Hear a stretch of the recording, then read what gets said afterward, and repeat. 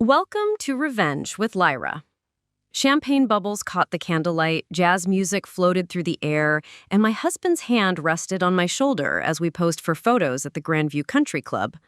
Then, Natasha Blackmore stepped out from behind the marble pillar, her designer heels clicking against the polished floor like a countdown timer. I should have known something was wrong when my husband's grip on my shoulder tightened instead of loosened. But nothing could have prepared me for what came next. Before we dive back in, let us know in the comments where you're watching from. And if this story resonates with you, don't forget to subscribe, because tomorrow's story is something truly special I can't wait to share. "Happy birthday, Cassandra," she said, her voice dripping with venom as she raised her wine glass. "I hope you're enjoying your last celebration as Mrs. Holloway." The room went silent. 50 guests turned to stare, and then she threw the entire contents of her glass directly into my face, the red wine staining my white silk dress like blood. But here's the part that still haunts me. When I turned to look at my husband, expecting shock, expecting outrage, expecting him to defend me, he was smiling. Not a nervous smile, not an embarrassed smile. A satisfied, knowing smile that told me everything I needed to know. This wasn't random. This wasn't an accident. This was planned. Let me tell you what happened in the next 72 hours. How I discovered that my husband and his secretary had been orchestrating my humiliation for months. How I learned that they'd been stealing from my family's investment firm to fund their affair. How I found out that half the people at my birthday party were in on it, including my own business partner. And how I used every skill I'd learned as a forensic accountant and corporate investigator to systematically destroy every single person who thought they could make a fool out of me. You see, they made one crucial mistake. They assumed that because I was quiet, because I preferred spreadsheets to social drama, because I let my husband handle the people side of our business while I handled the numbers, that I was weak. They forgot that numbers don't lie. People do.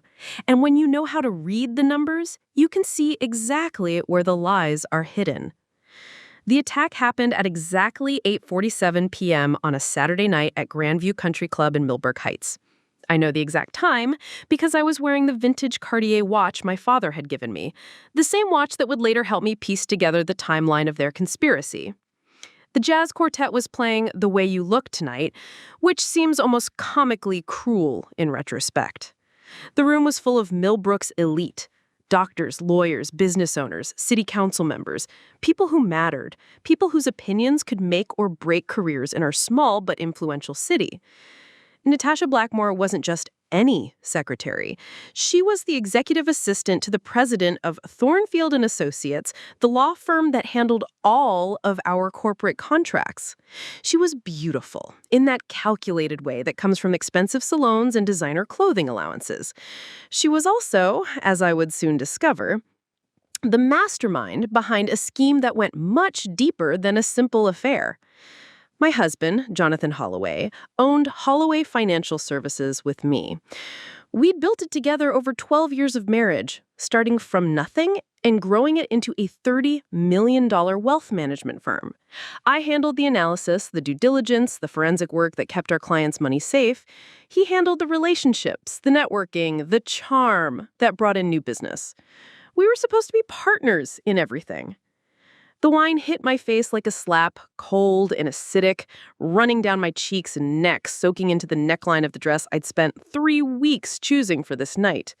The silk was ruined instantly, but it wasn't the dress I was thinking about as I stood there dripping and humiliated in front of 50 people who were supposed to be celebrating me. It was the look in my husband's eyes, the satisfaction, the relief. Like something he'd been waiting for had finally happened. "Oops," she said, not sounding sorry at all. "How clumsy of me. I suppose I should go, unless—" She looked directly at Jonathan. "You need me to help clean up the mess?" That's when I saw it. The tiny nod he gave her, so small that anyone else might have missed it, but I'd been married to this man for 12 years. I knew his tells, I knew his gestures, and I knew that nod meant go according to plan. The room erupted in awkward murmurs. Some people rushed forward with napkins. Others pretended to examine their phones. A few headed straight for the bar, clearly uncomfortable with the drama unfolding in front of them. But I noticed something else. I noticed who wasn't surprised. Dr. Patricia Summers, who'd been handling our personal accounts, barely looked up from her conversation. City Councilman Robert Ashford actually smirked before covering it with his hand. My business partner, Derek Montenegro, had suddenly become very interested in the appetizer table. They knew. They all knew this was coming. As I stood there, wine dripping from my chin, my husband finally moved. But not to comfort me, not to confront Natasha, he moved to hand me his pocket square, like I was a child who'd spilled something at dinner. "Let's get you cleaned up," he said, his voice gentle but his eyes cold. "We don't want to make a bigger scene." That's when I realized this wasn't just about humiliation. This was about control, about making me look unstable, emotional, unable to handle pressure, about giving them grounds for something bigger, something that would justify whatever they were planning to do next. But they forgot something important about me. I don't just manage money. I hunt down financial crimes for a living. I've spent 15 years learning how to follow paper trails, how to spot irregularities, how to build cases that can stand up in court. And most importantly, I've learned that the biggest thefts always start with the smallest lies. As I walked toward the bathroom to clean the wine from my face and dress, my mind was already working. Already cataloging the inconsistencies I'd been ignoring for months. The late nights at the office that didn't match our billing records, the new clients who never seemed to appear in our systems, the expense reports that didn't quite add up, the transfers between accounts that happened when I was out of town. I thought I'd been married to a partner. It turned out I had been living with a thief. And his accomplices had just declared war on me in front of half of Millbrook Heights' power structure. They wanted to humiliate me. They wanted to break me. They wanted to make me disappear quietly so they could take everything my family had built over 3 generations. They had no idea what they'd just unleashed. It took a lot of care and time to prepare and narrate this for you, so if you're enjoying it, a quick subscribe really helps and means the world to us. All right, let's get back to it. In the bathroom mirror at Grandview Country Club, I looked like a crime scene. Wine stained my white dress in abstract patterns, my carefully applied makeup was streaked with red, and my hair hung in damp tendrils around my face. But as I stood there dabbing at the stains with paper towels, my mind wasn't on my appearance. It was on the numbers that had been nagging at me for weeks. The bathroom door opened behind me. I expected one of the guests, maybe offering sympathy or asking if I needed help. Instead, it was Lydia Pembroke, the head teller from Millbrook First National, where we kept our business accounts. She looked nervous, almost guilty. "Cassandra," she said, quietly, glancing back at the door, "I need to tell you something.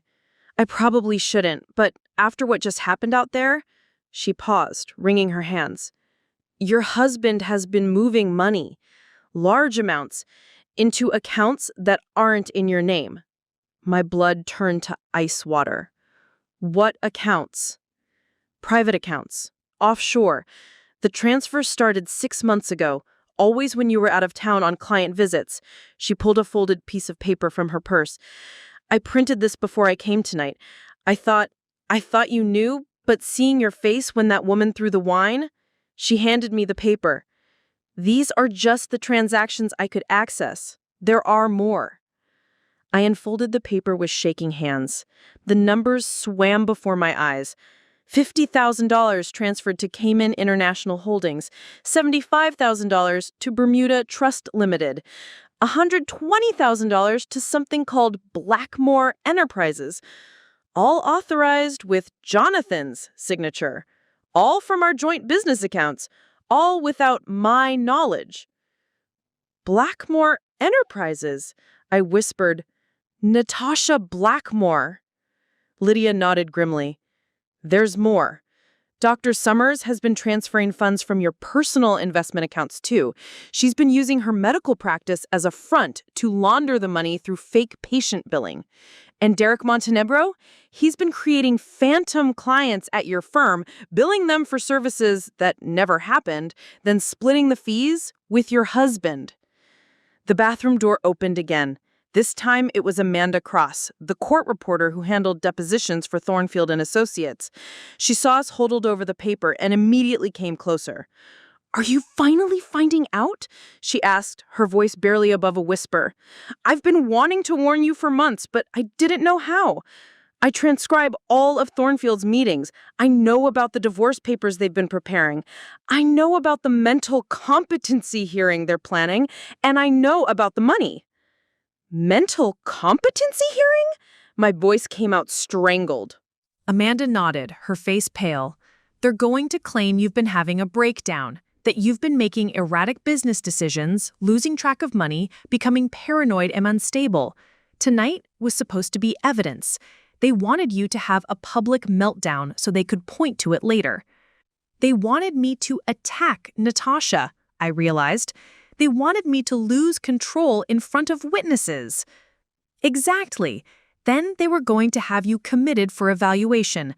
During that time, Jonathan would take control of all business assets as your concerned husband. By the time you got out, everything would be gone, transferred to their offshore accounts. I leaned against the marble sink, trying to process what I was hearing. This wasn't just an affair. This wasn't just theft. This was a coordinated conspiracy to steal my entire life's work and destroy my reputation in the process. Lydia pulled out her phone. "There's something else. I took photos of the bank surveillance footage from last Tuesday when you were in Chicago meeting with the Hartwell Group." She showed me the screen.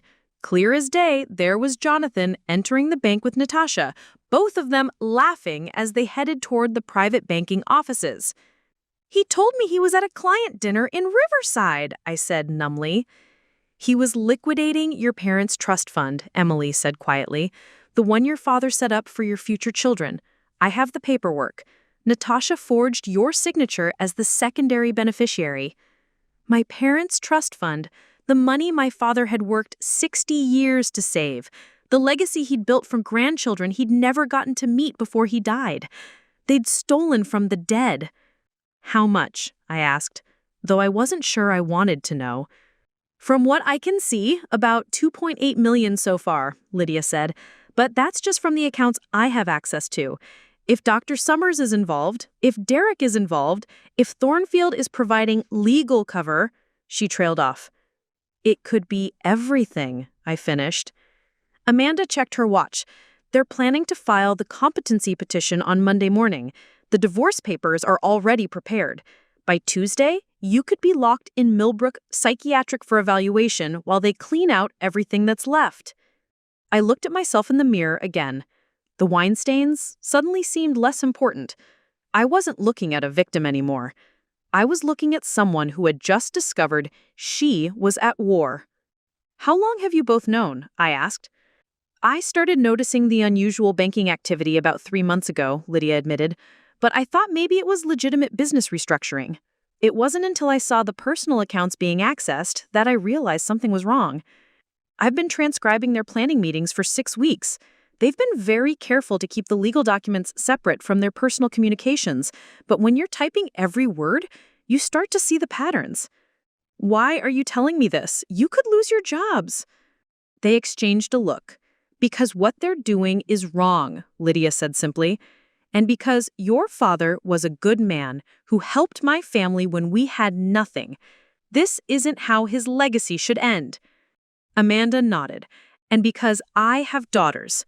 If someone was doing this to me, I'd want someone to speak up."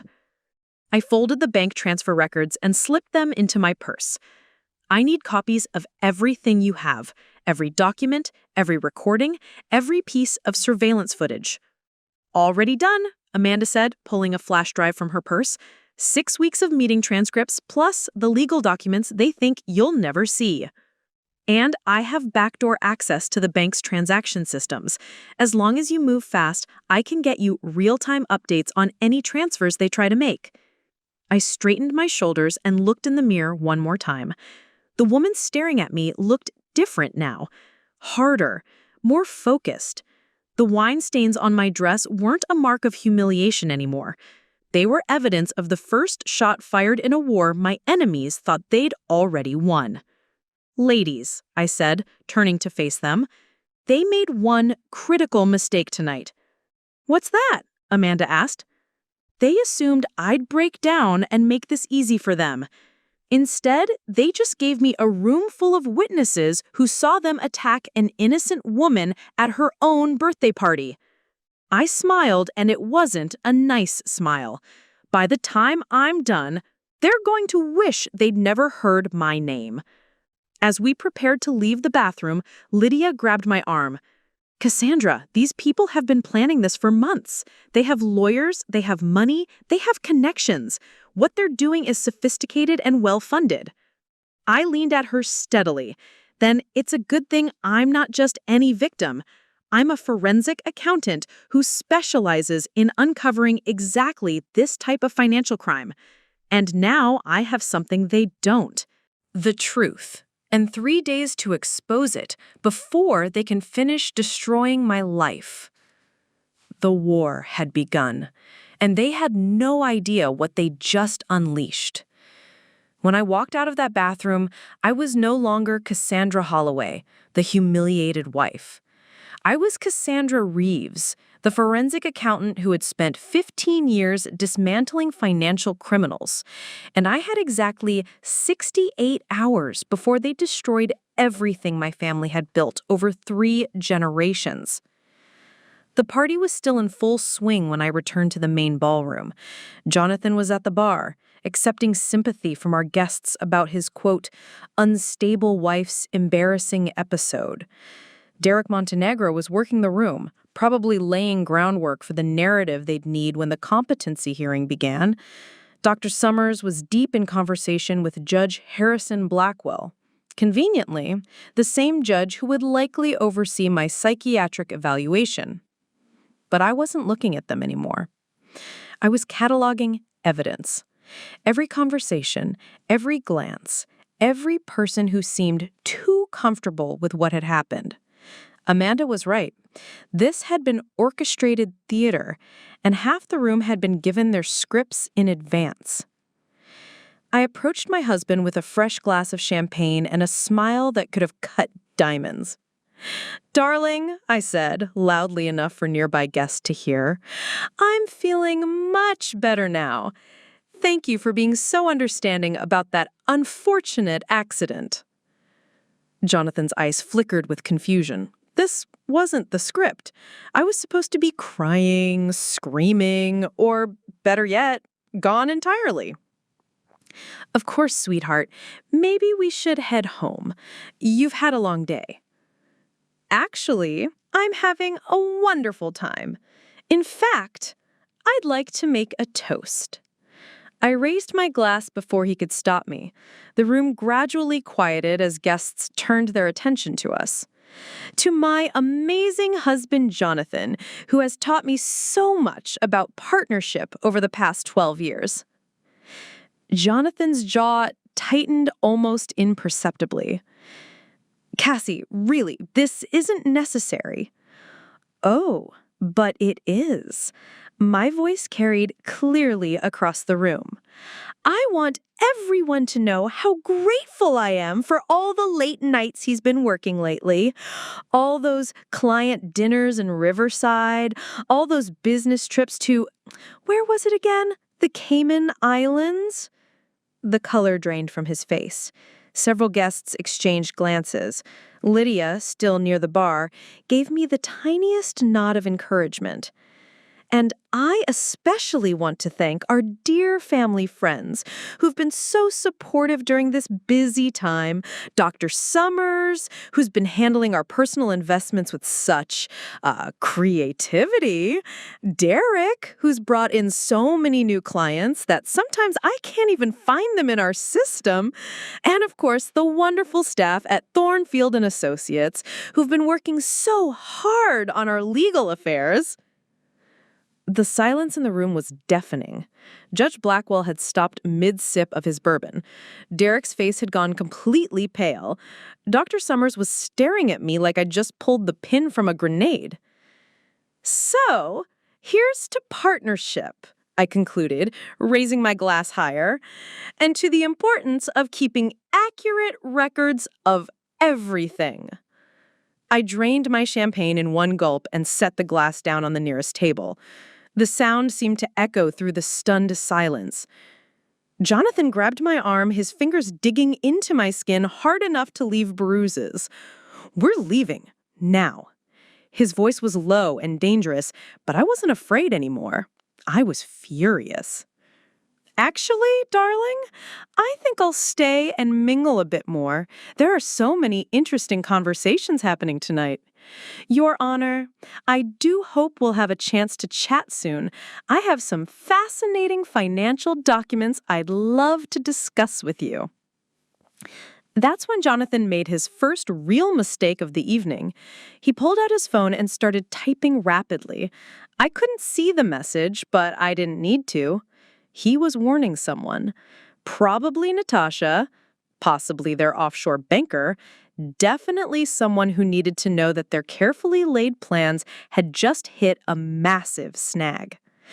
But Jonathan had forgotten something crucial about me. I don't just analyze financial crimes after they happen. I prevent them in real time. And the moment he started typing on that phone, he activated protocols I'd put in place years ago to protect our business assets.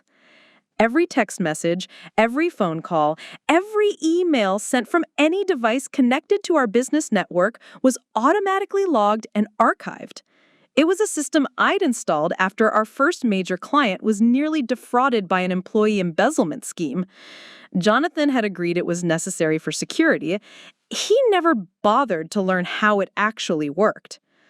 Within seconds, his panicked message to Natasha was sitting in my secure email folder. "She knows something. Move the money tonight, all of it." I excused myself from the group and walked calmly to the ladies' lounge, pulling out my own phone as I went. 3 calls. That's all it would take to lock down every asset they thought they could steal. First call, Marcus Pemberton, Emergency Financial Security Services. This is Cassandra Reeves, authorization code Charlie779. I need immediate freezes on all offshore accounts connected to Holloway Financial Services, effective immediately. Ma'am, that's a significant action. Can you confirm the threat level? Code red. Active theft in progress with attempted asset flight. I'm uploading transaction records and communication intercepts now. Understood. All identified accounts will be frozen within the hour. Local law enforcement will be notified of suspicious activity. Second call. Rebecca Torres, Millbrook District Attorney's Office. This is Cassandra Reeves. I need to report an active conspiracy to commit fraud, forgery, and money laundering involving multiple business entities and public officials. Mrs. Reeves, this is Saturday night. Unless someone's life is in immediate danger, Rebecca, they forged my signature to steal my dead father's trust fund. They're planning to have me committed Monday morning to complete the theft, and they've compromised at least one sitting judge. Does that qualify as urgent enough? A pause. I'll be at your office in 20 minutes. Bring everything you have. Third call. Patricia Walsh, FBI Financial Crimes Division. This is Cassandra Reeves, civilian contractor. I'm reporting a multi-jurisdictional financial conspiracy with potential judicial corruption. Go ahead. Approximately $2.8 million in confirmed theft, money laundering through medical practices, forged legal documents, and conspiracy to commit involuntary psychiatric commitment. I have documented evidence and real-time communications intercepts. What's your location? Grandview Country Club, Millbrook Heights. The suspects are currently at my birthday party. Don't engage further. We'll have agents there within 30 minutes. As I ended the third call, my phone buzzed with an automated message from our security system. Alert. Attempted access to primary business accounts from unauthorized location. Access denied. User, Jay Holloway. Location, Grandview Country Club, parking lot. Jonathan was in the parking lot right now, trying to move money from his phone, the same money that was already frozen in accounts he didn't know I could track. He was about to discover that the woman he'd tried to have committed was actually several steps ahead of him. I walked back into the party with the calm confidence of someone who had set a trap that couldn't be escaped. Jonathan was back at the bar, his face flushed and his movements agitated. He was talking urgently with Derek and Dr. Summers, their heads bent together in what they thought was a private conversation. But Amanda Cross was standing just close enough to hear every word, her court reporting training allowing her to lip-read their panicked discussions even across a crowded room. She caught my eye and nodded toward the exit. They were planning to leave early. All of them. "Ladies and gentlemen," I called out, stopping the conversations around me. "Before this wonderful evening ends, I'd like to take a moment to thank some very special people." Jonathan spun around, his eyes wide with alarm. Dr. Summers started moving toward the exit. Derek was already pulling out his car keys. "I'd like to thank the staff at Millbrook First National for their vigilant attention to unusual banking activities, the court reporting services at Thornfield and Associates for their meticulous record-keeping, and most especially, I'd like to thank the FBI Financial Crimes Division for their rapid response to citizen reports of suspicious activity." The words hit the room like a bomb. Judge Blackwell immediately set down his drink and headed for the nearest exit. Dr. Summers broke into a run toward the parking lot. Derek was already gone. But Jonathan stood frozen at the bar, finally understanding that the woman he'd tried to destroy had just destroyed him instead. "The FBI?" he whispered, his voice barely audible over the stunned murmurs of the remaining guests. "Oh yes, darling. They should be arriving any moment now to discuss those fascinating offshore accounts you've been managing, the ones that were frozen about 15 minutes ago." I smiled sweetly. "I do hope you have good explanations for all those transactions." Through the floor-to-ceiling windows, I could see black SUVs pulling into the parking lot. Blue and red lights flashed as unmarked police cars blocked the exits. Guests were starting to notice their conversations turning to confused whispers as they realized this wasn't part of the evening's entertainment. "Mrs. Holloway," the lead agent approached me with a respectful nod. "Agent Patricia Walsh, FBI Financial Crimes. We need to speak with you about the reports you filed tonight." "Of course, Agent Walsh. I have extensive documentation ready for your review. This flash drive contains 6 weeks of recorded conspiracy meetings, forged legal documents, and detailed financial records of the theft operation." As the agents moved through the room, beginning their preliminary interviews, I watched my husband's carefully constructed world crumble around him. The man who had smiled when his secretary threw wine in my face was now realizing that his victim had just become his prosecutor. The point of no return hadn't been when Natasha threw that wine. It had been when they underestimated the woman they were trying to destroy. And now, there was no going back for any of them. The FBI interview room at the Millbrook Heights Federal Building smelled like burnt coffee and industrial disinfectant. It was 2:47 a.m., and I had been answering questions for over 3 hours, but my mind had never been clearer. Agent Walsh sat across from me with a digital recorder between us, while Agent Rodriguez worked through boxes of evidence we'd seized from the country club. "Walk me through the offshore banking structure one more time," Agent Walsh said, her pen poised over a legal pad covered in diagrams and notes. "You mentioned Cayman International Holdings, Bermuda Trust Ltd., and Blackmore Enterprises. How did you identify the connection between these entities?"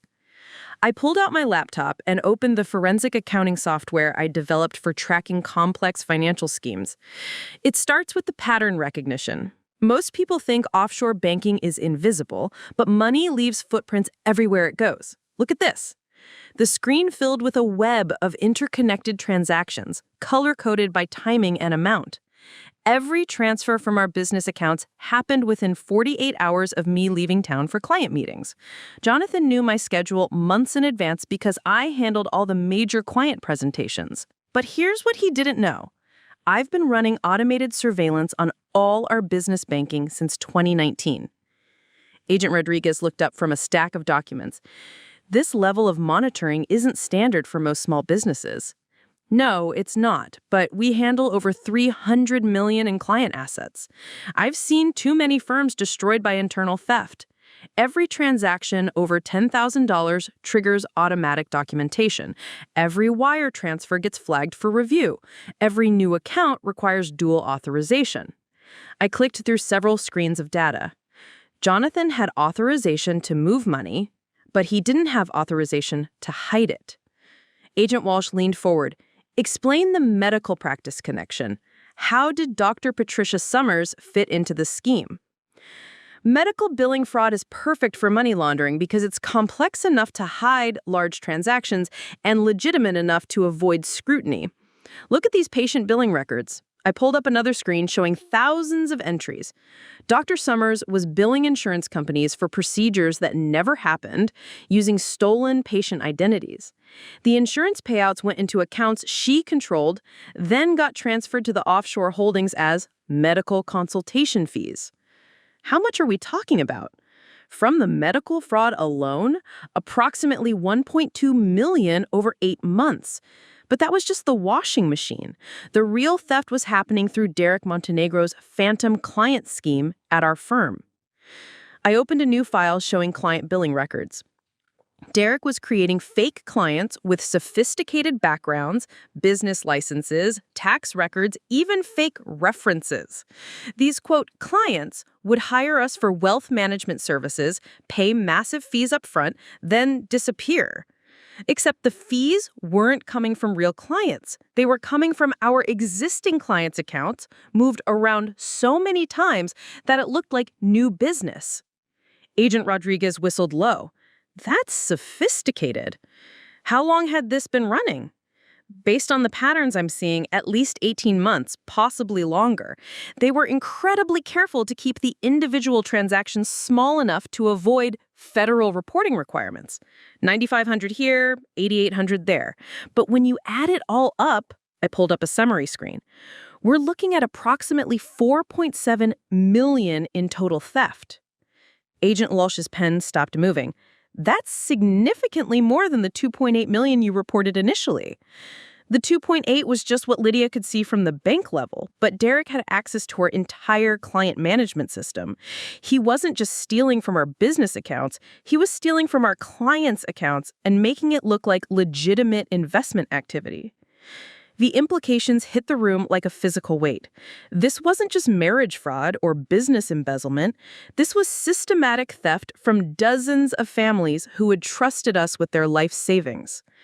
Who else knew? Agent Rodriguez asked.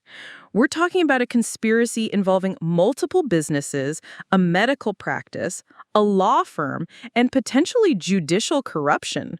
Someone was coordinating all of this.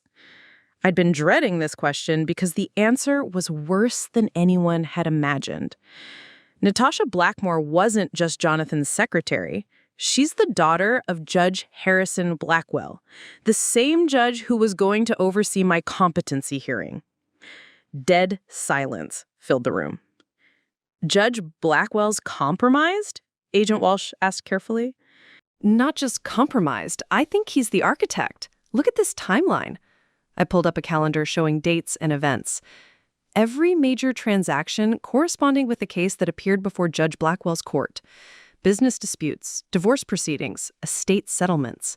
He was using his position to identify wealthy targets, then passing that information to the conspiracy. I clicked through several examples. The Hartwell Family Trust that I was managing, Judge Blackwell handled their grandfather's estate settlement 3 years ago. He knew exactly how much money was involved and when it would be accessible. The Morrison divorce case where we managed the wife's assets during proceedings, Blackwell presided over that divorce. He knew she was vulnerable and had liquid assets. You're suggesting that a sitting federal judge was running a criminal enterprise that targeted his own court cases?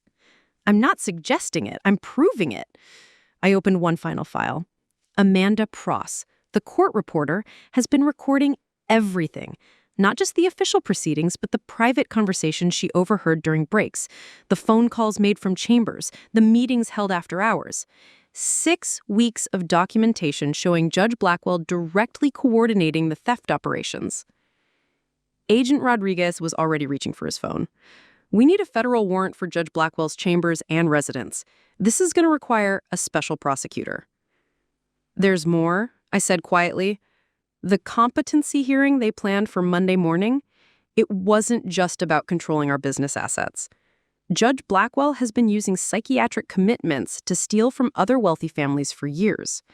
Have someone review every involuntary commitment he's ordered in the past 5 years. I guarantee you'll find a pattern of asset seizures that happened while the victims were institutionalized. Agent Walsh closed her notebook and looked at me with something approaching awe. Mrs. Holloway, in 15 years of financial crimes investigation, I've never seen a civilian build a case this comprehensive. You've essentially handed us a federal conspiracy involving judicial corruption, medical fraud, money laundering, and systematic theft from court-appointed trusts. I've had 15 years to learn how these systems work. And I've had 12 years to watch my husband, not knowing I was actually studying a criminal. I leaned back in my chair, feeling the exhaustion starting to creep in around the edges of my adrenaline. But there's something else you need to understand about tonight. What's that? They're not going to wait until Monday morning anymore. By now, they know their accounts are frozen, they know the FBI is involved, and they know I have evidence. They're going to run tonight. Agent Rodriguez checked his watch. It's almost 3 a.m. Where would they go?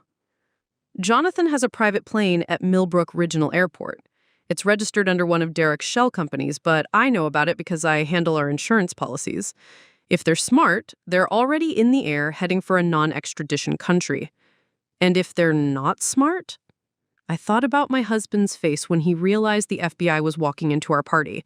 The panic, the desperation, the rage at being outmaneuvered by the woman he'd tried to destroy. If they're not smart, they're going to try to eliminate the evidence, starting with the witnesses who can testify against them. Agent Walsh was already standing. Who are the primary witnesses? Lydia Pembroke, who has access to all the banking records, Amanda Cross, who has recordings of the planning meetings, and me, because I'm the only one who understands how all the pieces fit together. We'll get protective details on all 3 of you immediately. Agent Walsh, as she headed toward the door, there's one more thing. When you arrest them, make sure you get Natasha Blackmore first. She's the smart one.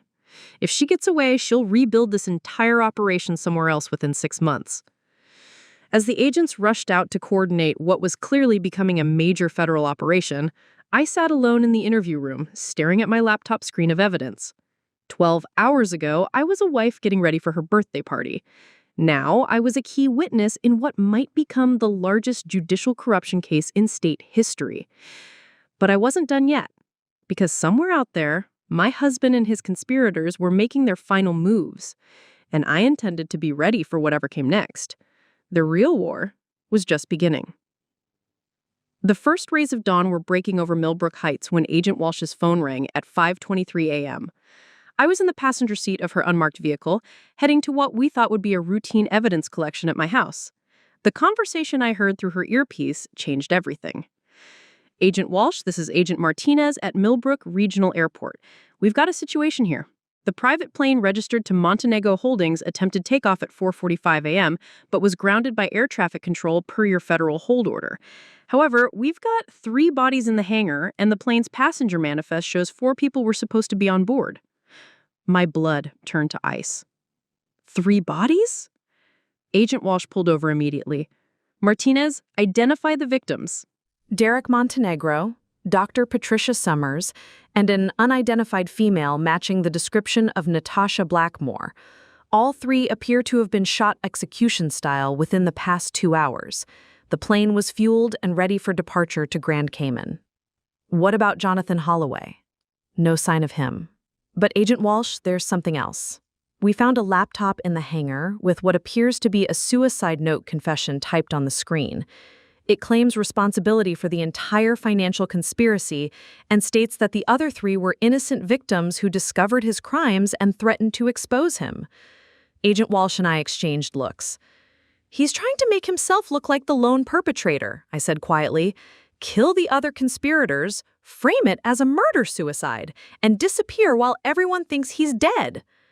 Martinez, secure the entire scene, get forensics on those bodies immediately, and put out a federal BOL for Jonathan Holloway. Consider him armed and extremely dangerous. As Agent Walsh ended the call, my phone started ringing. Unknown number. I almost declined it, but something made me answer. Hello? Heavy breathing, then Jonathan's voice, strained and desperate. Cassie, I know you're with the FBI. I know what you think you figured out, but you don't understand what you've done. Agent Walsh was frantically signaling the other agents in our convoy, while simultaneously trying to trace the call. I put the phone on speaker. What have I done? Jonathan, 3 people are dead. 3 people who trusted you. They were going to sell me out. Derek was already talking to the FBI about cutting a deal. Patricia was threatening to expose everything unless I gave her a bigger cut. And Natasha, his voice broke. Natasha was planning to take all the money and disappear without me. So you killed them. I protected us. I protected our future. The suicide note will make this go away. The FBI will close the case thinking I'm dead, and we can start over somewhere new. I have accounts they don't know about, Cassie. Enough money for both of us to live comfortably anywhere in the world. I stared at the phone in disbelief. Even now, even after murdering 3 people, he thought I would run away with him? Jonathan, where are you? I'm somewhere safe, but I need you to do something for me. I need you to tell the FBI that you were wrong about some of the evidence. Tell them you made mistakes in your analysis. Give me 48 hours to get to safety, and then you can tell them whatever you want. And if I don't? The silence stretched for several seconds. When he spoke again, his voice was cold in a way I'd never heard before. Lydia Pembroke lives at 847 Maple Street with her husband and 2 young daughters. Amanda Cross lives alone at the Riverside Gardens Apartments, Unit 23B. Your choice, Cassie. Help me disappear, or watch your new friends pay the price for getting involved. The line went dead. Agent Walsh was already radioing for immediate protective details on both Lydia and Amanda. How fast can we get units to those addresses? ETA 12 minutes to Pembroke residence, 15 to Amanda Cross. Tell them to go in hot. Suspect is armed and has already killed 3 people tonight. My hands were shaking as I tried to process what had just happened. The man I'd been married to for 12 years. The man who I'd built a business with. The man who had smiled when another woman threw wine in my face had just threatened to murder 2 innocent women because they'd helped me expose his crimes. Agent Walsh, we need to get to my house. Now. Why? The protective detail will handle. Because Jonathan knows me better than anyone else on Earth. He knows I won't let other people get hurt because of me. He's counting on me coming home to try to negotiate for their safety. She looked at me directly. He's not at some safe house. He's at my house, waiting for me. That's suicide for him. We have the place surrounded. No, you don't. Check with your surveillance team. Agent Walsh radioed the unit supposedly watching my house. The response confirmed my worst fears. Agent Walsh, we've been sitting on an empty house for the past 2 hours. No movement, no lights, no vehicles. But we've been maintaining distance per protocol to avoid spooking the suspect. He was never there, I said grimly. He wanted you watching an empty house while he went after Lydia and Amanda. The call to me was to buy himself time and throw you off his actual location. My phone rang again. This time it was Lydia. Cassandra, something's wrong. There's someone in my backyard. My motion lights keep going on and off, but when I look outside, I don't see anything. Lydia, listen to me very carefully. Get your family and lock yourselves in your bathroom right now. The FBI is on the way, but Jonathan is out there and he's armed. Jonathan? Your husband? Why would he? The line went dead. Agent Walsh was pushing our vehicle to dangerous speeds through the empty morning streets. ETA to Pembroke residence, 3 minutes, she radioed. This is Unit 7 responding to Pembroke address, came the crackling response. We've got shots fired. Repeat, shots fired. 1 adult male down in the backyard. Family appears secure inside the residence. Is the male Jonathan Holloway? Negative. This appears to be an unknown subject. Caucasian male, approximately 6 feet, dark hair. He was armed with a high-powered rifle and had clear sightlines to the house's interior. My blood ran cold. That's not Jonathan. Jonathan is 5'8" with brown hair. He hired someone. Agent Walsh's face went pale. If he hired a hitman for Lydia, he hired one for Amanda, too. All units, code red to Riverside Gardens, apartment 23B. Suspect may have contracted killers. As we raced across town, my phone rang one more time. Amanda's number. Amanda, are you okay? Cassandra, I think someone's trying to break into my apartment. I can hear them working on the lock. I've called 911, but... The sound of splintering wood came through the phone, followed by Amanda's scream. Amanda! He's in the apartment. He has a gun. Help me. Agent Walsh was screaming into her radio. All units, to Riverside Gardens immediately. Active shooter in apartment 23B. Through the phone, I could hear Amanda running, doors slamming, furniture being overturned. Then a man's voice, calm and professional. Ms. Cross, I'm not here to hurt you if you cooperate.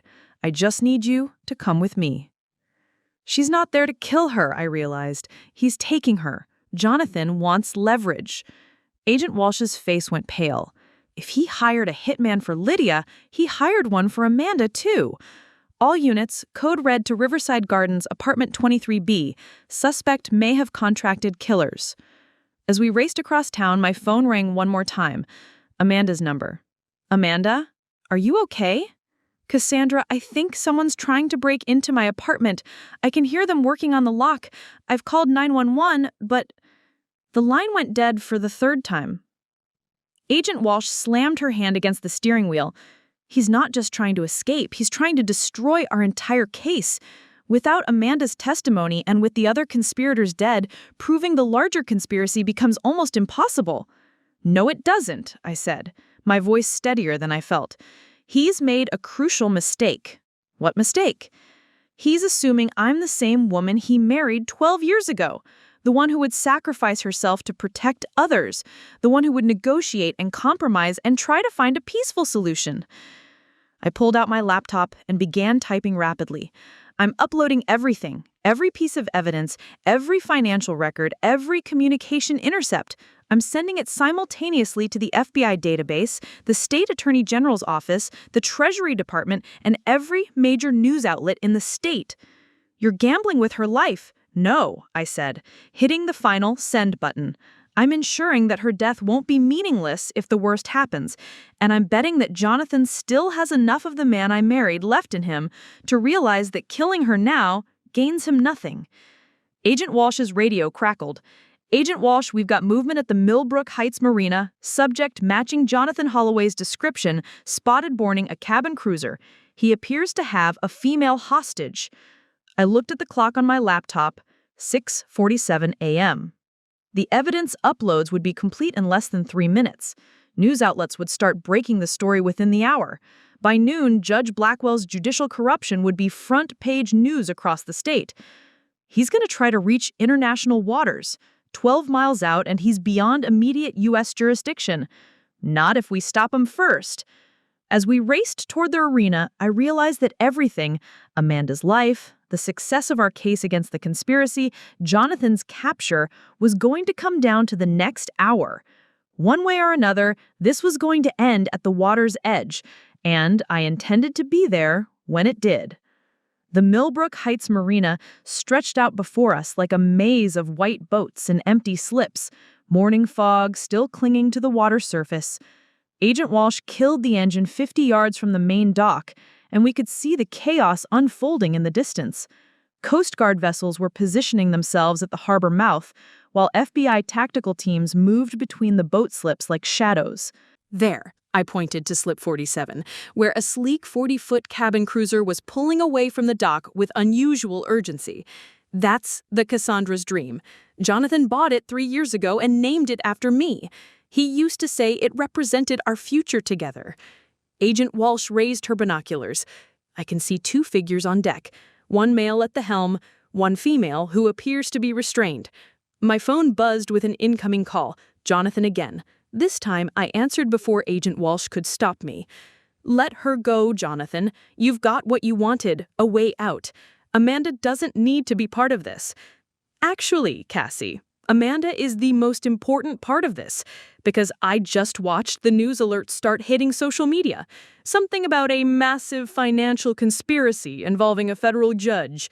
Funny thing, that story includes details that only someone with access to classified FBI evidence would know. My stomach dropped. The evidence uploads had gone live faster than I'd expected. You released everything, didn't you? Even knowing I had Amanda? Even knowing that her life depended on keeping that information secret? Jonathan, no, let me finish. Because I want you to understand something about the woman you've become. 12 years ago, you would have done anything to save an innocent person. You would have sacrificed yourself, your business, your future, anything to protect someone who'd helped you. But tonight, you chose revenge over compassion. You chose destroying me over saving her. Agent Walsh was frantically signaling the Coast Guard vessels, but the cabin cruiser was already approaching the harbor's mouth, where territorial waters would complicate any rescue attempt. So here's what's going to happen. I'm going to give you a choice, the same kind of choice you just gave me. Amanda and I are going to take a little trip into international waters. Once we're safely beyond U.S. jurisdiction, I'll release her unharmed on a life raft with a GPS beacon. She'll be picked up within hours. And what do you want in return? I want you to get on the Coast Guard radio and publicly retract your statement to the FBI. I want you to announce that you made errors in your financial analysis, that you were emotionally compromised by our marital problems, and that the evidence you provided was unreliable.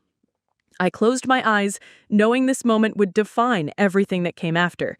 And if I don't, then Amanda Cross disappears forever, and you get to live with the knowledge that you chose your pride over her life. Agent Walsh was shaking her head violently, but I knew Jonathan better than anyone. He wasn't bluffing. He'd already killed 3 people tonight. Amanda would be the 4th if it served his purposes. There's a third option, I said quietly. What? I come with you. Let Amanda go now, take me instead. I'm the one you really want to punish anyway. The silence stretched for nearly 30 seconds. When Jonathan spoke again, his voice carried a note I hadn't heard since the early days of our marriage. Something that might have been genuine emotion. You'd do that? Even after everything? Even after everything. Agent Walsh was grabbing for the phone, trying to stop me, but I stepped away from her reach. Here's my counteroffer, Jonathan. Release Amanda at the harbor mouth. I'll meet you at the fuel dock in a Coast Guard vessel. We'll transfer her for me, and then you and I will finish this conversation somewhere private. You think you can outsmart me, Cassie. You think the FBI has some clever rescue plan. I think you're a man who's lost everything he ever cared about, and you want to hurt the person you blame for that loss. Well, here I am. Take your shot. Through the binoculars, I could see the cabin cruiser slowing near the harbor entrance. The Coast Guard vessels were maintaining their distance, but they were clearly ready to move if negotiations broke down. Agent Walsh, I said, covering the phone's microphone, I need you to do something for me. You're not going out there. I won't authorize it. You don't have to authorize it. But I need you to understand something. Amanda Cross has 2 daughters, 7 and 9 years old. If she dies because I was too proud to admit mistakes in my analysis, those girls grow up without their mother. The analysis wasn't wrong, and you know it. Of course it wasn't wrong. But I can claim it was wrong, testify that I was emotionally compromised by our marital problems, and then spend the next 5 years rebuilding the case against Judge Blackwell and his network through other means. Agent Walsh stared at me. You're talking about sacrificing years of investigation work. I'm talking about saving a life. The evidence is already public. The conspiracy is exposed. Judge Blackwell will be arrested within hours, regardless of what I say on that radio. But Amanda only gets to live if I get on that boat. Interesting, he said. So you do still have some of the old Cassie left in you, the woman who puts other people first? What's it going to be, Jonathan? Do we have a deal? Another long pause. Then, Coast Guard Cutter 47, this is the vessel Cassandra's Dream. I am prepared to release my passenger in exchange for Cassandra Holloway. The transfer will take place at the harbor mouth. Agent Walsh was shaking her head, but she was already reaching for the Coast Guard radio. This is Agent Patricia Walsh, FBI. We're prepared to facilitate a voluntary transfer of passengers. Voluntary? I almost laughed. Nothing about this is voluntary, but it is necessary. As we boarded the Coast Guard cutter that would take me to the transfer point, Agent Walsh grabbed my arm. You know he's not planning to let either of you live, right? This isn't about escape anymore. This is about murder-suicide. He's going to kill you both once you're in international waters. Maybe, but Agent Walsh, there's something you need to know about that boat. What? I pulled out my phone and showed her a maritime tracking app. Every vessel over 30 feet is required to carry an emergency beacon system. What Jonathan doesn't know is that I had an additional tracking system installed on the Cassandra's Dream 2 years ago after we had some equipment stolen from the marina. You can track the boat? I can track the boat, but more importantly, I can disable it remotely. The kill switch I installed will shut down the engine, drop the anchor, and activate an emergency distress signal that broadcasts our exact position to every Coast Guard and Navy vessel within 50 miles. Agent Walsh's eyes widened. When were you planning to mention this? When we were close enough to Jonathan that he couldn't escape in a life raft. I need to be on that boat when I trigger the system, because if he realizes what's happening, he'll kill Amanda and throw her overboard before anyone can reach us.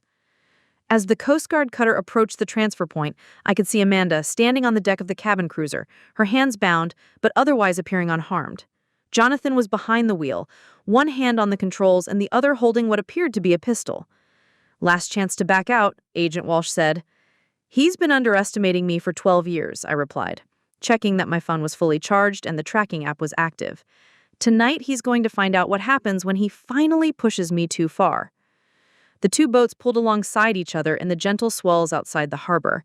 I could see Jonathan's face clearly now, haggard, desperate, but still carrying that arrogant confidence that had attracted me so many years ago. "Hello, darling," he called across the water. "Ready for our second honeymoon?" I stepped across from the Coast Guard vessel to the deck of our boat, feeling the familiar motion of the waves beneath my feet. Amanda looked at me with a mixture of gratitude and terror. "Let her go," I said simply. Jonathan untied Amanda's hands but kept the gun trained on both of us. "Amanda, you're going to get on that Coast Guard boat and forget everything you think you know about financial conspiracies and judicial corruption. Because if you ever try to testify against anyone connected to this case, I'll make sure Cassie pays the price." Amanda looked at me as she prepared to step across to the other boat. "I'm sorry," she whispered. "I should never have gotten involved. You did the right thing. And this isn't over." As Amanda was safely transferred to the Coast Guard vessel, Jonathan engaged the engine and we began moving toward open water. The sun was fully up now, burning off the morning fog and revealing the vast expanse of the Atlantic Ocean beyond the harbor. "So," Jonathan said, as the Coast Guard vessels fell behind us, "what happens now, Cassie? Do you honestly think you're going to talk me into surrendering?" I moved to the stern of the boat, ostensibly to watch the shore recede, but actually to get better cell phone reception for what I was about to do. "No, Jonathan. I think you're going to surrender because you're about to realize that you never really knew your wife at all." That's when I activated the kill switch. The engine died instantly, the anchor dropped with a thunderous splash, and emergency sirens began wailing from speakers mounted throughout the boat as our distress signal broadcast our exact coordinates to every rescue vessel in the Atlantic. Jonathan's face went through a sequence of emotions I'd never seen before: confusion, then understanding, then absolute rage. The gun in his hand wavered between pointing at me or pointing at the emergency beacon that was broadcasting our coordinates to every law enforcement vessel within 50 miles. "You manipulative bitch," he snarled, lunging toward the boat's control panel. "How long has that system been active?" 2 years, 3 months, and 16 days, I replied calmly, staying near the stern where I had the best chance of diving overboard if necessary. "I installed it the week after you came home at 3 a.m., claiming you'd been helping Derek with boat maintenance. You were actually meeting Natasha at the Harbor Light Motel, room 237. I have the credit card receipts." His hands flew over the control panel, desperately trying to restart the engine. "Nothing! How is this possible?"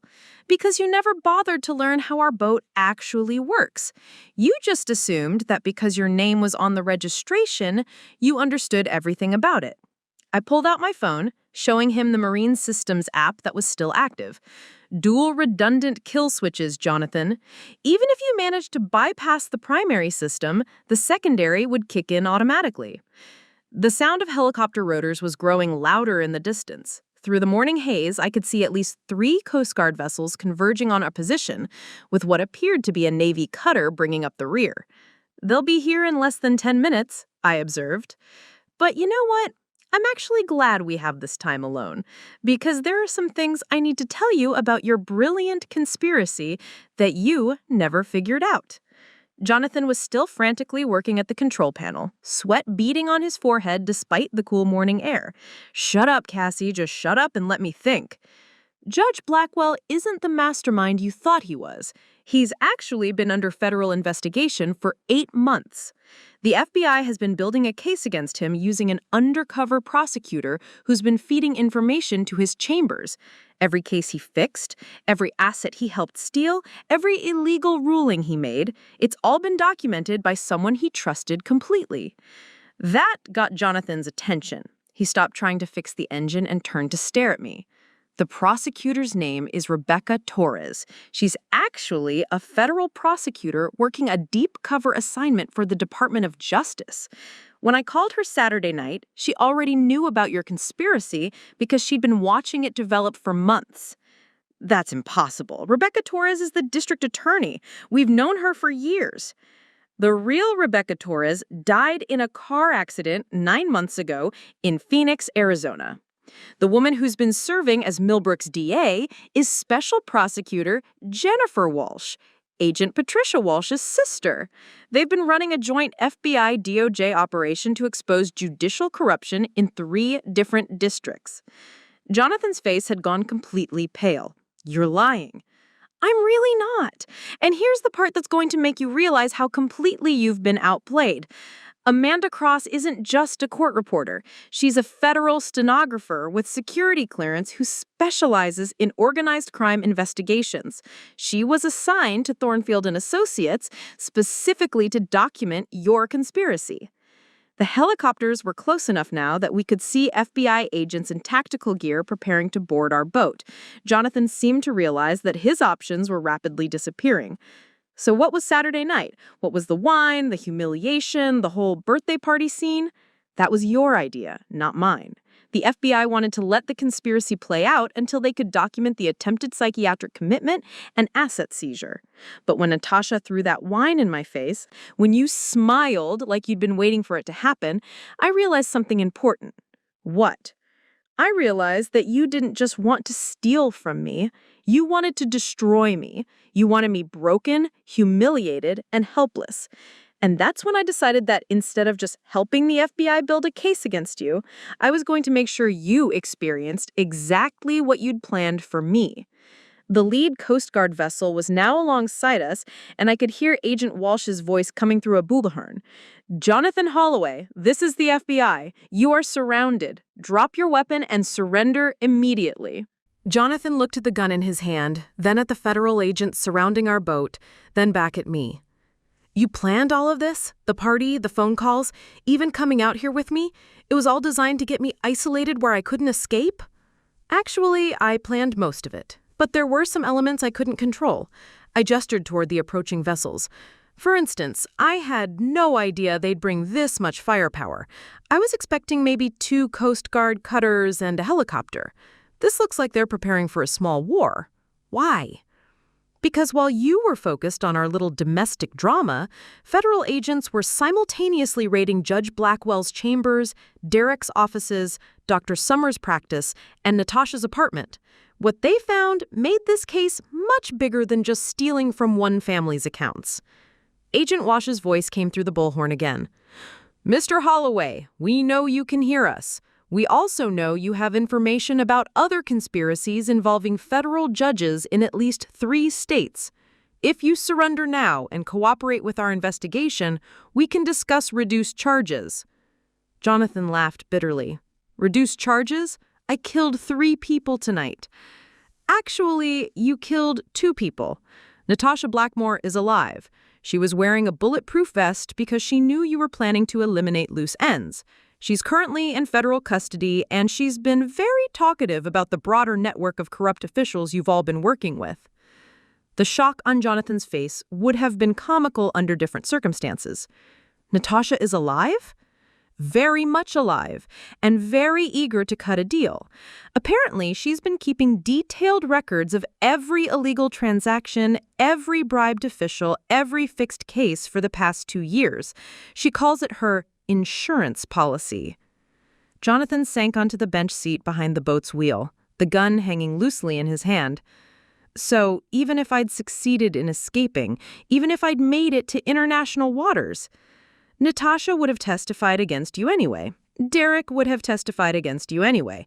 Dr. Summers would have testified against you anyway. The only difference is that now, instead of just facing financial crimes charges, you're also facing murder charges for Derek and Dr. Summers. The Coast Guard agents were now close enough to board our boat. I could see tactical swimmers in the water, ready to intervene if Jonathan decided to use his weapon. "Jonathan," I said quietly, "there's something else you need to know." "What now?" "When you called me this morning and threatened Amanda and Lydia, that conversation was being recorded by federal wiretaps that have been active on both our phones for 6 weeks. Threatening federal witnesses is a felony that carries a 20-year sentence by itself." He looked at the gun in his hand one more time, then slowly placed it on the deck and raised his hands. "I want a lawyer. You'll get one. Several, probably, because you're going to need them." As federal agents boarded our boat and began securing Jonathan in restraints, Agent Walsh approached me with something that might have been admiration. "Mrs. Holloway, in 30 years of law enforcement, I've never seen a civilian orchestrate the takedown of a criminal conspiracy while simultaneously serving as bait in the final capture operation. Agent Walsh, I told you that forensic accounting was my specialty. I just never mentioned that my particular area of expertise is making sure the numbers always add up correctly in the end." As the boats headed back toward shore, I realized that while this phase of the operation was complete, the real work was just beginning, because Jonathan's conspiracy was apparently just one small part of a much larger network of corruption that spanned multiple states. And now, I had a choice to make about whether to continue helping the federal investigation or to step back and try to rebuild the life that had been shattered by the man I thought I knew. The federal courthouse in downtown Millbrook Heights had been transformed into what looked like a military command center. It was 2:30 p.m. on Sunday, less than 18 hours after the wine incident at my birthday party, and I was sitting in the largest conference room watching a coordinated federal operation unfold across multiple states simultaneously. Agent Walsh stood at the head of a table covered with laptops, surveillance photos, and legal documents. "Simultaneous arrests are happening in 7 cities as we speak. Mrs. Holloway, what we're about to show you represents the largest judicial corruption case in federal history." On the main screen, a web of connections appeared that made Jonathan's conspiracy look like amateur hour. Judge Harrison Blackwell wasn't just corrupting cases in Millbrook Heights, he was part of a network of federal judges who had been fixing high-value cases across the entire eastern seaboard for over 5 years. The operation was called Golden Gavel. 23 federal judges, 47 prosecutors, and over 200 attorneys were involved in systematically stealing from estate settlements, divorce proceedings, and business bankruptcies. Conservative estimate of total theft, $847 million. I stared at the screen in disbelief. My husband's conspiracy was connected to all of this?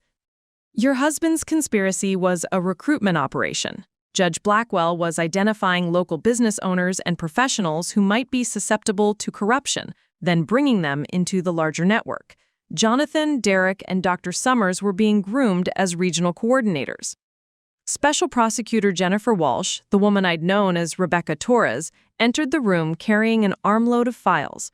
"Cassandra, we need to walk through your husband's connections to document every financial transaction and communication that can help us map the broader network." For the next 3 hours, I worked with a team of federal accountants to trace money flows that spanned from the Cayman Islands to Switzerland to Singapore. What we found was breathtaking in its sophistication. "Look at this pattern," I said, pointing to a series of transactions on my laptop screen. Every time Judge Blackwell fixed a case, the money didn't go directly to the beneficiaries. It got routed through medical practices, law firms, and investment companies that were all part of the network. They were using legitimate businesses as washing machines for stolen court settlements. Agent Walsh nodded grimly. We've identified over 400 businesses that were unknowingly used as fronts. Most of the business owners had no idea their companies were being used to launder stolen money. But some of them did know, including my husband. Look at these consulting fees that Holloway Financial received over the past 2 years. $2.3 million for investment advisory services to clients who don't exist in our system. Those payments came from Judge Blackwell's network? Directly from them. And here's what's really disturbing. Jonathan was receiving instruction manuals, literal step-by-step guides on how to identify wealthy potential victims, how to gain access to their financial information, and how to manipulate them into vulnerable positions. I opened a folder of documents that made my blood run cold. This one is titled Spousal Asset Extraction Protocol. It's a detailed manual on how to psychologically manipulate a spouse into a position where they can be declared mentally incompetent, allowing the other spouse to gain control of all assets. Special Prosecutor Walsh leaned over my shoulder to read the document. That's exactly what they were planning to do to you. It gets worse. Look at the case studies included in the manual. I scrolled through several examples. Mrs. Patricia Hendricks, age 52, married to attorney David Hendricks. She was committed to Riverside Psychiatric after allegedly having a breakdown at a charity gala. Her husband gained control of her $4.7 million inheritance. Linda Morrison, age 48, married to Dr. Michael Morrison. She was committed after allegedly becoming violent at her daughter's wedding. Her husband gained control of her family's real estate holdings worth $8.2 million. How many cases are documented here? 37 successful spousal extractions over the past 3 years, combined asset seizures totaling over $200 million. I looked up from the screen. They weren't just stealing from my family, they were systematically destroying families across multiple states using the same playbook. Agent Walsh was already on her phone. I need immediate welfare checks on all known associates of the 37 victims listed in the spousal extraction manual. Some of these women may still be institutionalized based on fraudulent psychiatric evaluations. As federal agents coordinated rescue operations for potential victims who might still be imprisoned in psychiatric facilities, my phone started buzzing with news alerts. The story had broken nationally, with headlines that sent shockwaves through the legal community. Federal judge arrested in $847 million corruption scheme. Multi-state judicial network accused of systematic theft. Spousal extraction conspiracy targeted wealthy families. Cassandra, we need you to do something that's going to be very difficult. What? We need you to reach out to the other victims' families. Most of these women have been isolated from their support networks for months or years. Their husbands told everyone they were mentally ill, that they were dangerous, that they couldn't be trusted. When we release them from the psychiatric facilities, they're going to need someone who understands what they've been through. I thought about my own experience. The gaslighting, the manipulation, the systematic erosion of my confidence and independence. But I'd only experienced it for a few months before I caught on. These women had been living it for years. I'll do it, but I'm going to need help. Professional counseling resources, legal assistance, financial recovery specialists. Already arranged. The Department of Justice is establishing a victim recovery center here in Millbrook Heights. You'll have access to everything you need. My phone rang. Unknown number, but the area code was from Northern Virginia. Hello? Is this Cassandra Holloway? The voice was tentative, scared. Yes, who is this? My name is Patricia Hendricks. I just saw the news. They're saying that my husband was part of a conspiracy, that I was wrongfully committed. I've been in a psychiatric facility for 8 months. They just released me an hour ago, and I don't know what to do. My heart broke for this woman I'd never met. Patricia, where are you right now? I'm at a payphone outside Riverside Psychiatric Center. I don't have money, I don't have a car, and I don't even know if my house still exists. Patricia, listen to me carefully. You're safe now. I'm going to have federal agents pick you up within the next 20 minutes. You're going to stay in a secure location while we figure out what was done to you and help you get your life back. They told me I was crazy. They told me I was dangerous. They said I tried to hurt my own children. They lied to you, just like they lied to me, just like they lied to dozens of other women. But it's over now, Patricia. The people who did this to you are going to prison. As I coordinated Patricia's rescue with federal agents, my phone started ringing with calls from other victims, women who had been released from psychiatric facilities across 3 states, all of them confused, scared, and desperately needing someone who could explain what had happened to their lives. By 8 p.m. that evening, I had spoken with 14 different women whose lives had been systematically destroyed by the Golden Gavel Network. Each story was variations on the same theme: successful, independent women who had been psychologically manipulated, medically abused, and financially destroyed by husbands who were part of the conspiracy. Agent Walsh, I said, as we reviewed the growing list of victims, this is bigger than financial crime. This is systematic domestic terrorism designed to destroy women's independence and autonomy. Agreed. And that's why we need your help to rebuild these women's lives. The financial recovery is just the beginning. We need to help them understand that what happened to them wasn't their fault, that they weren't actually crazy, and that they have the strength to reclaim their futures. As night fell over Millbrook Heights, I realized that my role in this case had evolved far beyond seeking justice for my own family.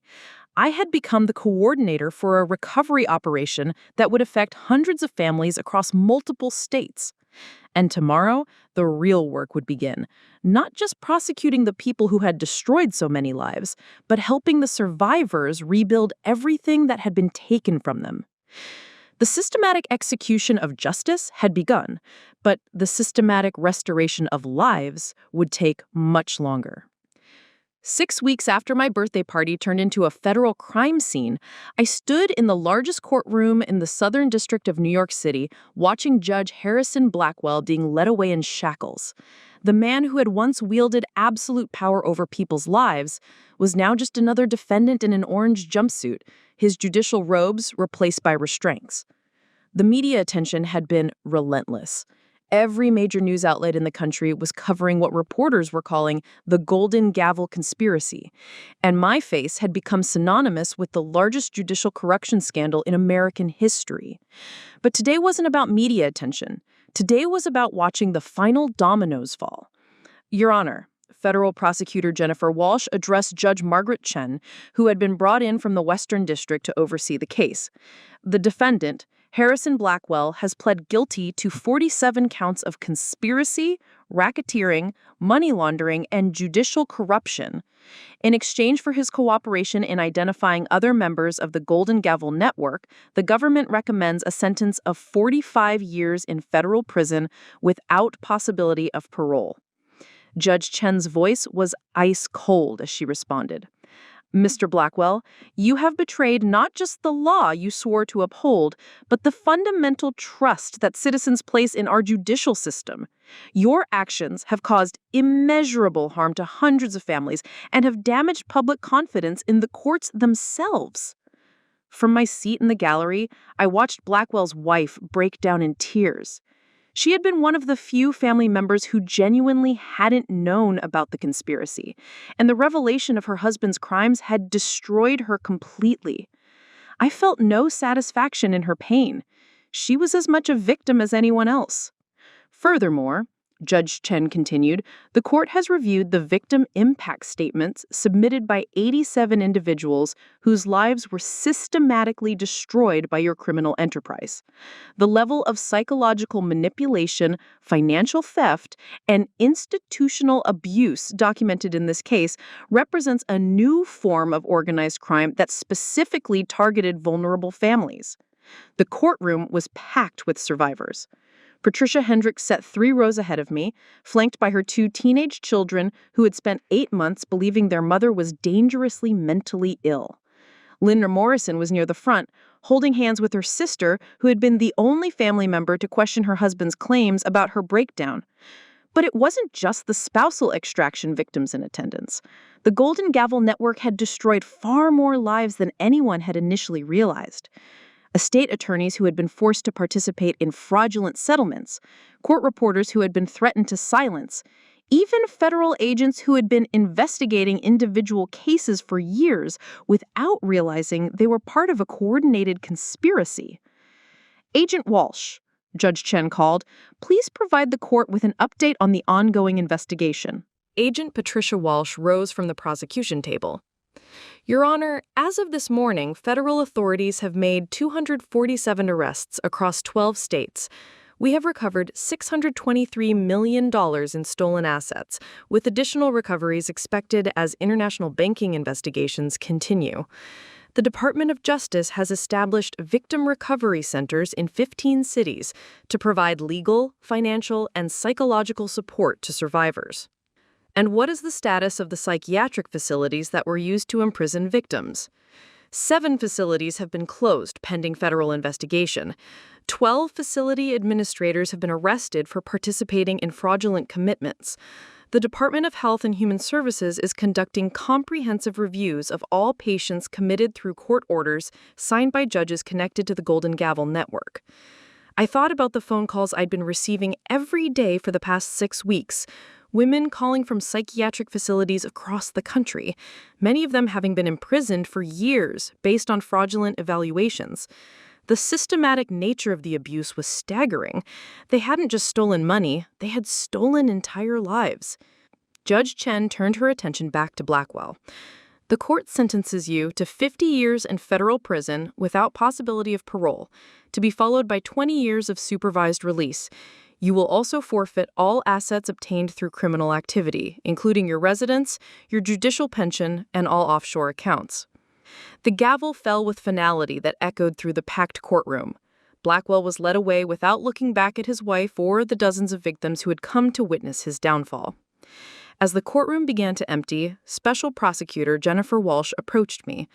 "Cassandra, there's something we need to discuss privately." We moved to a small conference room adjacent to the courtroom, where she spread out a collection of documents I hadn't seen before. "The investigation has uncovered something we didn't expect," she began. "The Golden Gavel Network wasn't just operating domestically.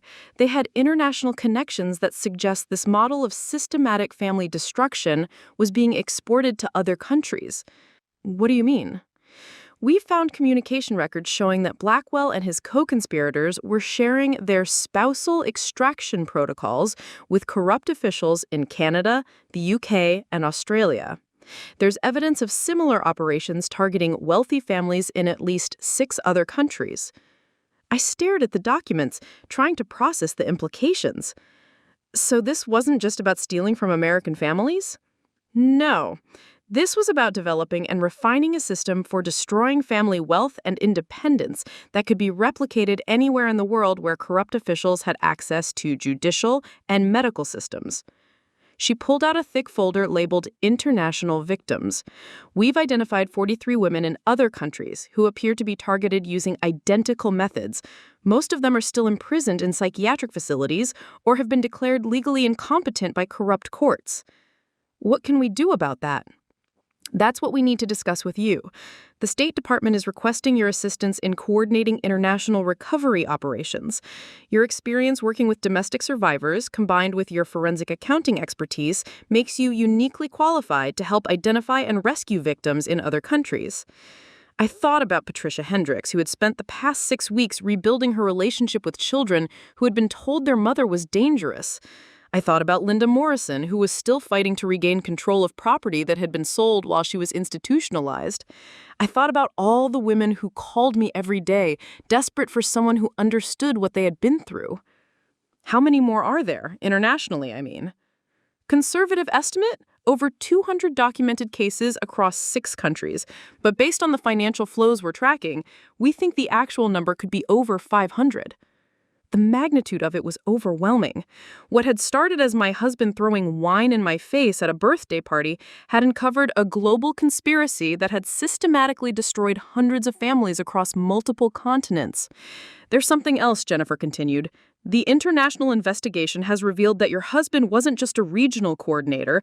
He was being groomed to establish similar operations in South America. We found travel records showing he made several trips to Argentina and Brazil over the past year, meeting with officials who were interested in implementing the Golden Gavel model. Jonathan was going to expand this internationally? He was already expanding it.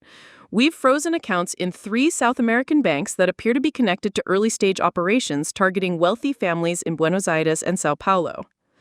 As I absorbed this information, my phone started buzzing with text messages, news alerts about additional arrests, updates from other survivors, and messages from reporters requesting interviews about the international connections.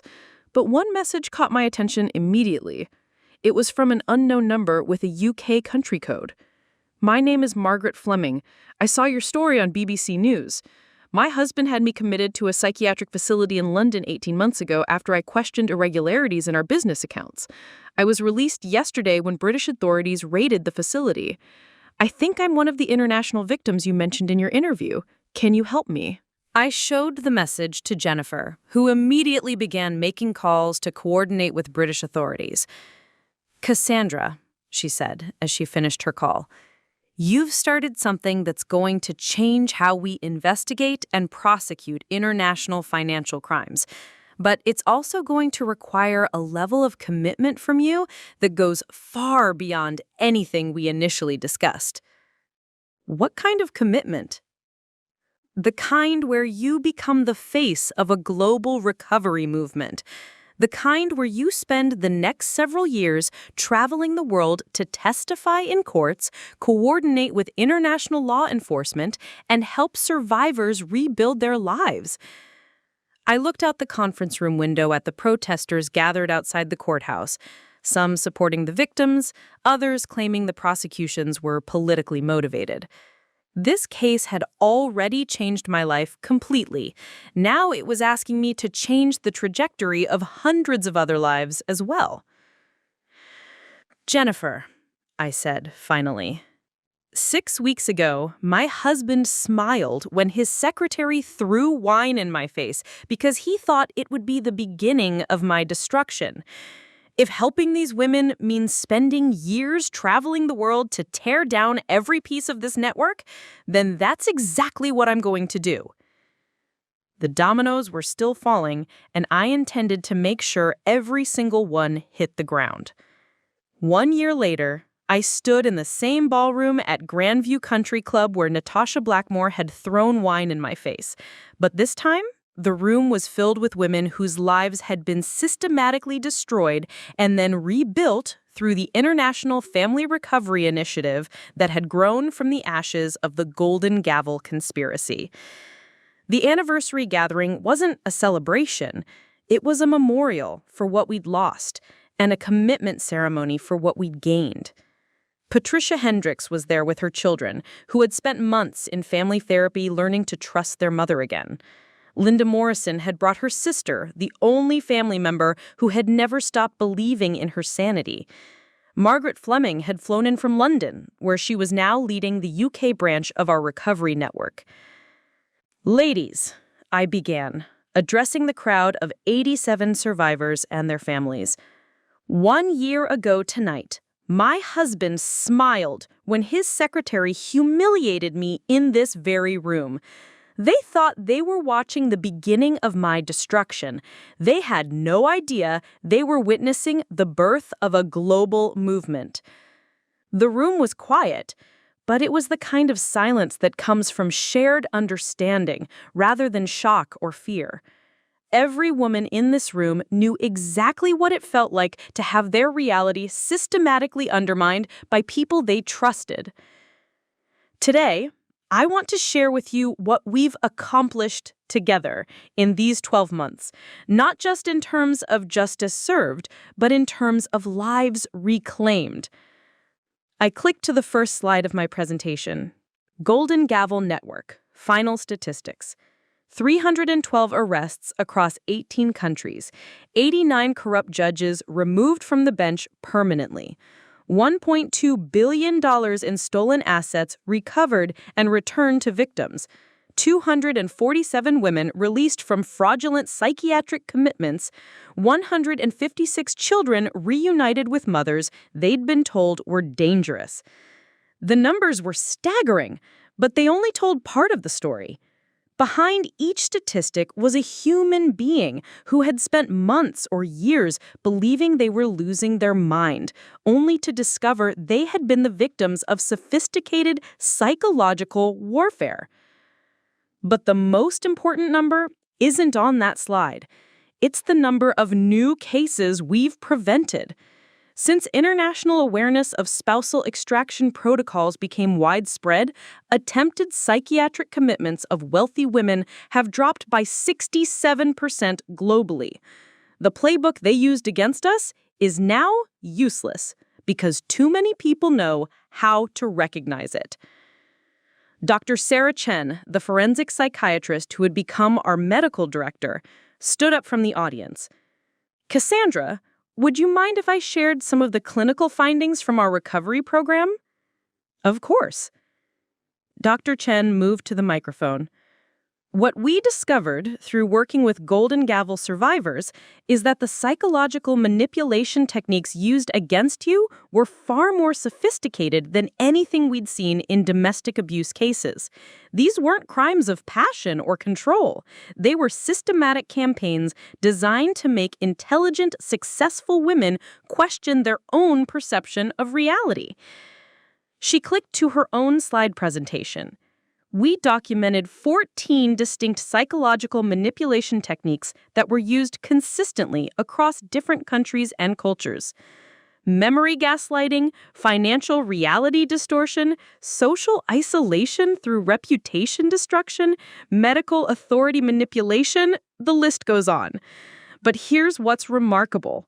Once survivors understand these techniques intellectually, their psychological recovery accelerates dramatically. Patricia Hendricks raised her hand. Dr. Chen, can you explain what you mean by that? Certainly. Traditional therapy for psychological trauma focuses on emotional healing. But Golden Gavel survivors needed something different first. They needed intellectual validation that they weren't crazy. Once you could prove to yourselves that specific techniques had been used to manipulate you, you stopped questioning your own sanity and started questioning theirs. I nodded, remembering my own journey from self-doubt to certainty. That's why evidence was so crucial. It wasn't enough to feel like something was wrong. We needed proof that something was wrong. Agent Patricia Walsh, who had become a close friend over the past year, stood up from her table near the front. If I may add something from the law enforcement perspective, the Golden Gavel case has fundamentally changed how we investigate domestic financial crimes. We now automatically look for patterns of psychological manipulation whenever we see unexplained asset transfers between spouses. What kind of changes have you seen? Last month alone, FBI field offices identified 12 attempted spousal extraction cases in the early stages. Women who were being set up for psychiatric commitments, men who were slowly isolating their wives from financial advisors, business partners who were creating false emergencies to justify unusual transactions. Because we know what to look for now, we can intervene before the damage is done. The room erupted in applause. These women understood better than anyone how crucial early intervention could be. There's something else I want to share with you, I said as the applause died down. 6 months ago, I received a call from the Department of Justice. They wanted to know if I would be interested in establishing a permanent international financial crimes victims unit with offices in 12 countries and a mandate to identify and prevent systematic family destruction operations. I paused, looking around the room at faces that had become not just allies, but genuine friends. I told them yes, but only if the unit was staffed primarily by survivors, people who understand from personal experience what it feels like to have your reality systematically undermined, people who can spot the early warning signs because they've lived through them. Margaret Fleming stood up from her table. Are you saying that Golden Gavel survivors are going to become international law enforcement consultants? I'm saying that Golden Gavel survivors are going to become the first line of defense against anyone who tries to use these techniques against other families. We're turning our trauma into other people's protection. The response was immediate and overwhelming. Women throughout the room were on their feet, some crying, some laughing, all of them understanding that their victimization was being transformed into a form of expertise that could save others. Linda Morrison wiped tears from her eyes as she spoke. Cassandra, when I was in that psychiatric facility, I used to dream about the day I would be able to prove I wasn't crazy. I never imagined there would be a day when I could use what happened to me to help other women avoid the same fate. That's exactly what we're going to do.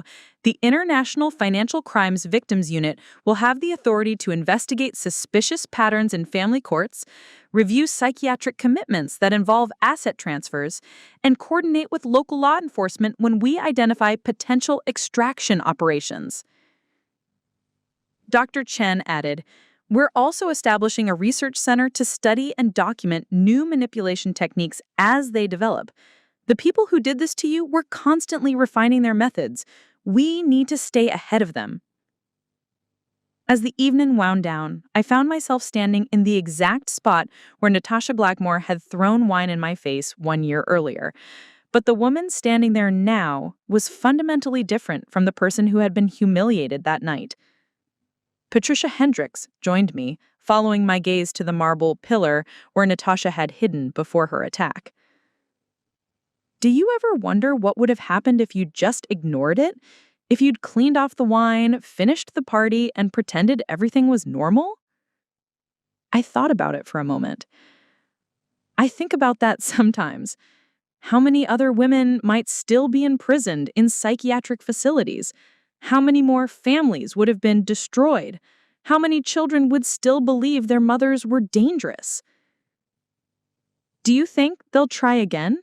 The Golden Gavel Network, I mean? Do you think they'll find new ways to do this? I'm sure they will. But here's the difference now. We know how to fight back. More importantly, we know how to teach other people to fight back. The playbook that worked against us only worked because we didn't know it existed. As I drove home that night, I passed the billboard that had been installed 6 months earlier on the main highway leading into Millbrook Heights. It featured photos of all 87 Golden Gavel survivors and simple text. They tried to steal our lives. Instead, we saved each other's. Below that, in smaller text, was a phone number for the International Financial Crimes Victims Unit and the words, if someone is trying to convince you that you're losing your mind, call us. You're probably not crazy. You're probably being robbed. When I arrived home, there were 3 voicemail messages waiting for me. One from a woman in Germany whose husband was trying to have her committed after she discovered irregularities in their business accounts. One from a man in Australia whose wife had disappeared after questioning their financial advisor's unusual recommendations. And one from a prosecutor in Japan who wanted to know if our techniques for identifying spousal extraction could be adapted to help with a case involving systematic elder abuse. I poured myself a glass of wine, the same vintage that Natasha had thrown in my face 1 year earlier, and began returning the calls. Because this work never stopped. Somewhere in the world, someone was trying to steal a family's life by convincing them they were losing their minds. But now, for the first time in history, there were people who knew how to stop them. As I talked to the woman in Germany, helping her understand that her husband's behavior matched documented manipulation patterns, I realized something profound. The wine thrown in my face hadn't been an ending or a beginning. It had been a revelation. The moment when I stopped being a victim and started being someone who ensured that other people never had to experience what I'd experienced. And in the end, that transformation from victim to protector turned out to be the most complete form of justice I could have imagined. Coming up next, you'll see 2 more stories we handpicked just for you. If this one struck a chord, you're going to love what's next. Tap to keep the journey going.